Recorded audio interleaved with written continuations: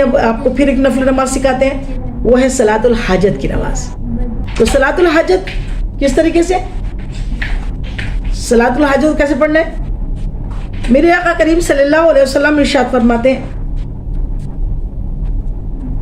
ہمیشہ آپ کی عادت رہی کہ جب کوئی مسئلہ درپیش ہوتا، کوئی پرابلم آ جاتی، پریشانی آ جاتی، اور پریشانی کو تو اللہ کے سامنے ہی رکھنا ہے نا، اپنی حاجت اللہ کو بتانا ہے، کسی چیز کی ضرورت ہے تو اللہ کو بتانا ہے.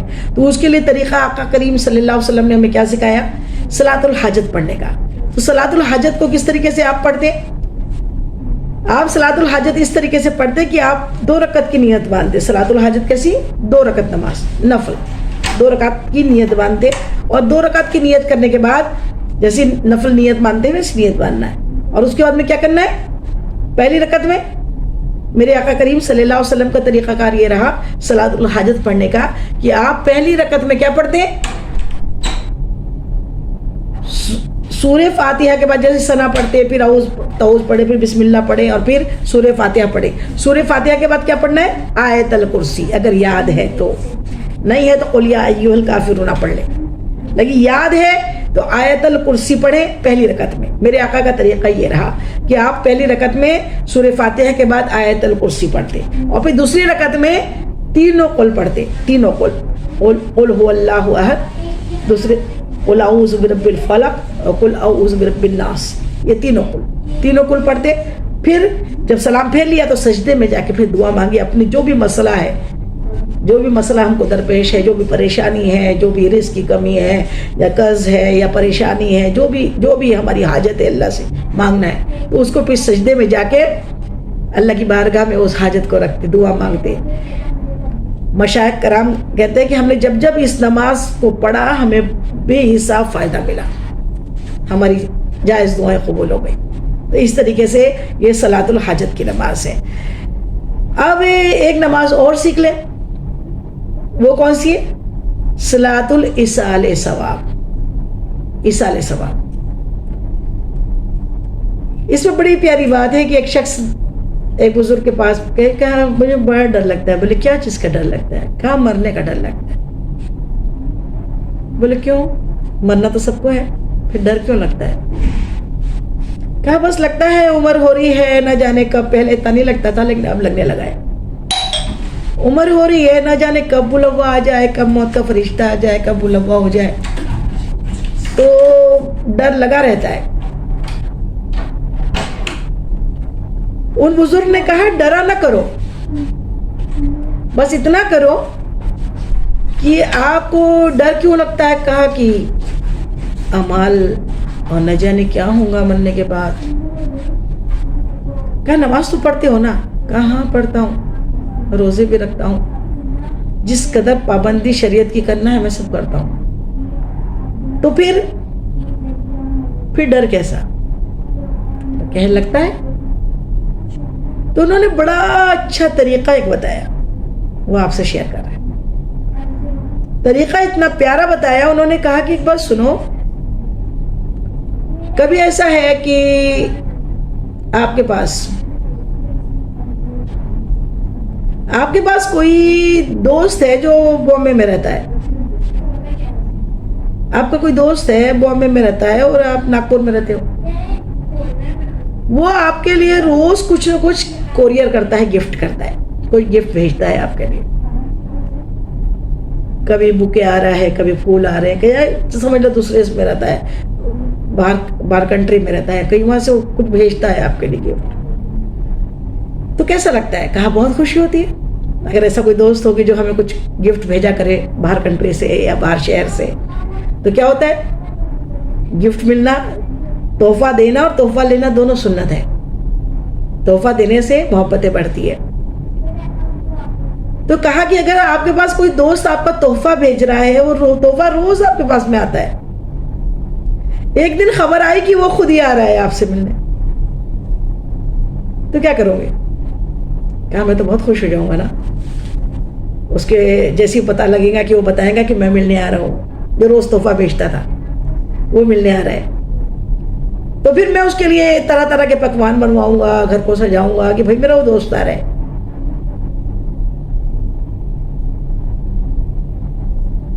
تو یہی مثال ہے. کہا ایک عمل بتاتا ہوں، موت سے ڈر ختم ہو جائے گا. پانچ ٹائم نماز تو پڑھا کرو، اللہ سے ڈرا کرو، حقوق العباد حقوق اللہ نبھایا کرو، اور ساتھ میں ایک عمل یہ کیا کرو. کیا کیا کرو؟ 2 رکعت نماز نفل، 2 رکعت نماز نفل ایصال ثواب کی نیت سے پڑھا کرو، جس میں کیا؟ سورہ فاتحہ کے بعد 3 مرتبہ سورہ اخلاص، پہلی رکعت میں بھی اور دوسری رکعت میں بھی. سورہ فاتحہ کے بعد 3 مرتبہ سورہ اخلاص پڑھ لیں، اور سورہ اخلاص پڑھنے کے بعد پھر کیا کریں؟ جب 2 رکعت ہو گئی سلام پھیرا تو اس میں اللہ کی بارگاہ میں یوں ہاتھ بلند کرے اور کہے، اللہ، مناجات کرے اللہ سے، اللہ کی ثنا بیان کرے اور کہے، مولا اس نماز میں غلطیاں ہو تو معاف کر، اور اس نماز کو تحفہ بنا کے، اے اللہ یہ تحفہ میرے آقا کریم صلی اللہ علیہ وسلم کی بارگاہ میں پہنچا، تمام نبیوں فرشتوں کی بارگاہ میں پہنچا، تمام اہل بیت اطہار کی بارگاہ میں پہنچا، تمام خلفائے راشدین کی بارگاہ میں. جتنا آپ کو آتا ہے بولنا، اتنا نہیں آتا ہے تو بس اتنا تو ہے کہ آپ کے وسیلے سے اللہ تعالیٰ تمام مومن مومنات اور مسلم مسلمات کی بارگاہ میں پہنچا دے، اور تمام میرے مرحومین رشتہ داروں کی بارگاہ میں بالخصوص نام لے لے جن کے والدین نہیں ہیں ان کے پاس، ہمارے نانا نانی، دادا دادی، ہماری والدہ، ہمارے والد، ہماری بڑی بہن، ہم جو اس دنیا سے فوت ہو گئے، چلے گئے، ان کی بارگاہ میں اللہ یہ تحفہ بنا کے پہنچا دے. روز کا یہ عمل رکھے، روز کا یہ تحفہ بھیجے. پھر کیا ہوگا؟ 1 مرتبہ 3 مرتبہ سورہ اخلاص پڑھنا، مطلب آقا نے فرمایا 1 قرآن پاک، 2 رکعت میں 2 قرآن ختم کیے، اور 2 قرآن ختم کر کے کہاں بھیجا؟ تمام مرحومین کو، تمام ولیوں بزرگوں سے پہنچا کے پھر تمام امت محمدیہ کے مرحوم مرحومات کو پہنچا دیا. وہ ایصال ثواب اتنا زبردست ہے کہ وہ ہماری جو کوشش ہے، جو ہماری کوشش ہے، جو ہماری ٹوٹی پھوٹی عبادت، اتنا نہیں، اللہ تیری شان کا واسطہ اپنے شان کے مطابق عطا کر. وہ ملٹیپل ہوتا ہوا جاتا ہے تو بہت زیادہ ملٹیپل ہو جاتا ہے، بہت زیادہ بڑھ کر جاتا ہے، اور وہ سب کو پہنچتا ہے ہمارے مرحومین کو. تو وہ روز کیا کرتے ہیں؟ اس سے 2 فائدے ہیں. جب تحفہ روز آتا ہے نا، جس کی طرف سے تحفہ آتا ہے، ہم کیا کرتے ہیں؟ اس کے لیے دعا کرتے ہیں نا، اللہ اسے اچھا رکھے. دعا نکلتی ہے نا، اللہ اسے خوش رکھے. تو مرحومین کے بعد جب تحفہ پہنچتا ہے تو مرحومین قبروں میں تحفہ بھیجنے والے کے لیے دعا مانگتے ہیں، اے اللہ وہ ہمیں بھولا نہیں ہے، وہ ہمارا بیٹا، ہماری بیٹی ہمیں بھولی نہیں ہے، وہ ہمیں یاد کرتی ہے. اللہ اسے خوش رکھ، اس کی زندگی کو پرسکون بنا، اسے خوشیاں دے. ان کی دعا سے یہ ہوتا ہے کہ ہماری زندگی سہل ہو جاتی ہے، زندگی آسان ہو جاتی ہے، اور وہ تحفے جاتے رہتے ہیں. اور جب پھر ہمارے جانے کا ٹائم ہوتا ہے نا، جو بھی آیا ہے وہ جانا ہے، پھر مرنے سے کیا ڈرنا ہے؟ زندگی مانگو عبادت کے لیے، اچھے کاموں کے لیے، کہ جو کچھ رہ گیا ہے اللہ اچھے کام ہم نپٹائیں اچھے سے. کسی کی حق تلفی ہو گئی تو معافی مانگ لے اس سے، کسی کو ستایا ہے تو معافی مانگ لے، کسی کا حق کھا لیا تو اس کا حق اس کو دے دے. یہ جب چلتے رہیں گا نا تو پھر جب موت آئیں گی نا تو فرشتے کہیں گے مطمئن نفس نکل جا، یا ایھا النفس مطمئنہ. اور وہ مطمئن نفس بڑے خوشی کے ساتھ، جس طریقے سے پھول، گلاب کے پھول سے شبنم کا قطرہ گر جاتا ہے نا، اتنا آسانی کے ساتھ موت ہوتی ہے. وہ مطمئن ہوتی ہے، وہ تیار رہتی ہے ہمیشہ اپنے اللہ سے ملنے کے لیے. تو پھر وہ آسانی سے نکلتی ہے. اور پھر جانا کہاں ہے؟ جن کو تحفہ پہنچاتے تھے نا، وہی تو سب استقبال میں کھڑے رہیں گے، وہی تو منتظر ہوں گے کہ آج وہ خدا آ رہا ہے، آج وہ خدا آ رہی ہے.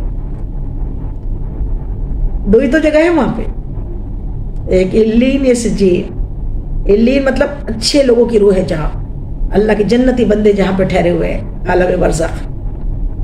اور ایک جہنم والے. تو جہنم اگر اچھے کام کرتے رہیں گے تو جہنم سے پھر کوئی مطلب نہیں ہے. اللہ تعالیٰ جہنم سے ہمیں بچا لے. پھر جنہیں بھیجتے تھے تحفے، उन्हीं के पास फिर मिल जाना है, फिर अपने माँ बाप मिल जाने हैं, फिर अपने भाई बहन मिल जाने हैं, फिर जो पहले जा चुके हैं उनके पास मिल जाना है, और जो रह गए वो भी तो आना है, फिर मौत से क्या डरना है। इसलिए इसाले सवाब करते रहें, अपने जीते जी जितना हो सके सदका खैरात मरूमीन के नाम से करते रहें। अपने जीते जी 2 रकात नमाज को तो पाबंदी से अपने ऊपर लाजिम कर ले, पाबंदी से 2 रकात नफल नमाज को, और उसका वक्त मैंने हमेशा से ये किया है, अल्हम्दुलिल्लाह अल्हम्दुलिल्लाह, अल्लाह अल्लाह की अता के बिना हम नहीं कर सकते, कि 2 रकात नमाज जोहर के टाइम हम बहुत पुरसुकून टाइम में होते हैं, जोहर की नमाज जब पढ़ते हैं तो जोहर में एक पाबंदी से 2 रकात नमाज जो नफल है उसको बना ली है, इसाले सवाब की, और इसाले सवाब कर ले। मगरिब में हमारे बच्चे अच्छे रहे, खुश रहे, उनकी परेशानियां मुश्किलें दूर हो जाए, वो सलातुल हाजत के लिए बना ले।